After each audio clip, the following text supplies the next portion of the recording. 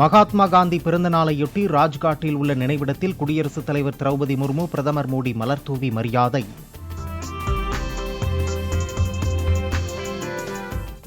மத்திய அமைச்சர்கள் மற்றும் ராகுல் உள்ளிட்ட பல்வேறு கட்சியினரும் மரியாதை செலுத்தினர்.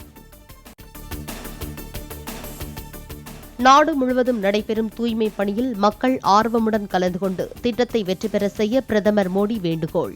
காந்தி ஜெயந்தியையொட்டி இளம் நண்பர்களுடன் தூய்மை பணியில் ஈடுபட்டதாக புகைப்படங்களுடன் எக்ஸ் வலைதளத்தில் பிரதமர் மோடி பதிவு. கடந்த 10 ஆண்டுகளில் தூய்மை பணி திட்டத்தை மக்கள் புரட்சி இயக்கமாக மாற்றியுள்ளதாக பிரதமர் மோடி பெருமிதம். குடியரசுத் தலைவர் முதல் சமூகத்தின் அனைத்து மட்டத்தில் உள்ளவர்களும் பங்கேற்று மாபெரும் வெற்றி திட்டமாக்கியதற்கு நன்றி என மோடி பேச்சு. மகாத்மா காந்தியடிகளின் பிறந்த நாளையொட்டி சென்னை கிண்டியில் உள்ள காந்தி மண்டபத்தில் ஆளுநர் RN ரவி மரியாதை. மத்திய இணையமைச்சர் L முருகனும் காந்தியடிகளின் சிலை மற்றும் உருவப்படத்திற்கு மலர்தூவி மரியாதை செலுத்தினார். மகாத்மா காந்தியின் 156வது பிறந்த நாளையொட்டி முதலமைச்சர் மு.க. ஸ்டாலின் மரியாதை. சென்னை எழும்பூர் அருங்காட்சியகத்தில் உள்ள சிலையின் கீழ் வைக்கப்பட்ட உருவப்படத்திற்கு மலர்தூவி மரியாதை செலுத்தினார். காமராஜரின் பணிவு, அர்ப்பணிப்பு, தொலைநோக்கு கொள்கைகள் தலைமுறைகளுக்கு தொடர்ந்து ஊக்கமளிப்பதாக எதிர்க்கட்சித் தலைவர் ராகுல் கருத்து. காமராஜரின் மரபு எப்போதும் நினைவு கூர்ந்து போற்றப்படும் என அவரது நினைவு நாளில் புகழஞ்சலி பதிவு. நடிகர் ரஜினிகாந்திற்கு இரத்த கசிவை சரி செய்ய பொருத்தப்பட்ட ஸ்டண்ட் பகுதியில் இன்று ஸ்கேன் மற்றும் இரத்த பரிசோதனைகள் மேற்கொள்ளப்பட உள்ளதாக தகவல்.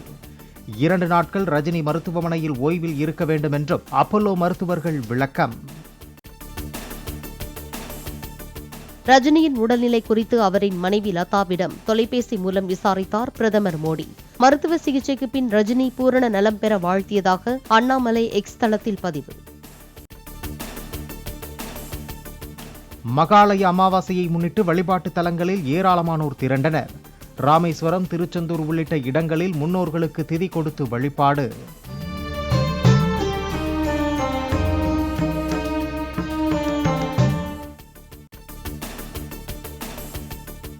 உத்தரகாண்ட் ஹரித்வாரில் கங்கை நதி கரையில் முன்னோர்களுக்கு தர்ப்பணம் கொடுத்த மக்கள்.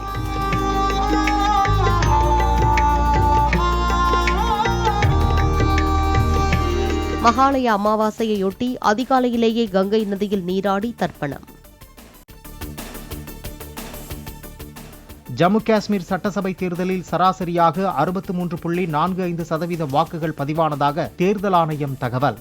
நேற்று நடைபெற்ற கடைசி கட்ட தேர்தலில் அதிக அளவில் வாக்காளர்கள் வாக்களிப்பு. சென்னையில் 22 கேரட் ஆபரண தங்கத்தின் விலை சவரனுக்கு 400 ரூபாய் அதிகரித்து 56,800 ரூபாய்க்கு விற்பனை. 1 கிராம் தங்கம் 50 ரூபாய் உயர்ந்து 7,100 ரூபாய்க்கு விற்பனையாகிறது. சென்னை மெரினா கடற்கரையில் அக்டோபர் 6ஆம் தேதி நடைபெறவுள்ள விமான சாகச நிகழ்ச்சிக்காக இந்திய விமானப்படையினர் 2வது நாளாக ஒத்திகை.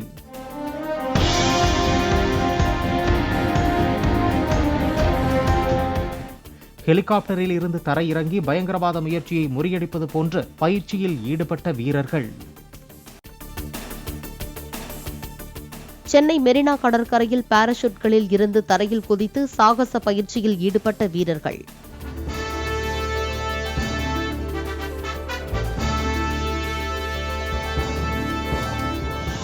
தனித்தனி நிறத்திலான 3 பாராசூட்களில் குதித்து ஒன்றாக சேர்ந்து வானில் தேசிய கொடியை உருவப்படுத்தினர். மகளுடன் திருப்பதி ஏழுமலையான் கோவிலில் ஆந்திர மாநில துணை முதலமைச்சர் பவன் கல்யாண் வழிபாடு. மாற்று மதத்தைச் சேர்ந்த மனைவிக்கு பிறந்த மைனர் மகளுக்காக தேவஸ்தானத்தில் இறை நம்பிக்கை படிவத்தில் கையெழுத்திட்ட பவன் கல்யாண். ஈரான் தாக்குதலை தொடர்ந்து அமெரிக்க பங்குச்சந்தையில் பங்குகள் விலை வீழ்ச்சி.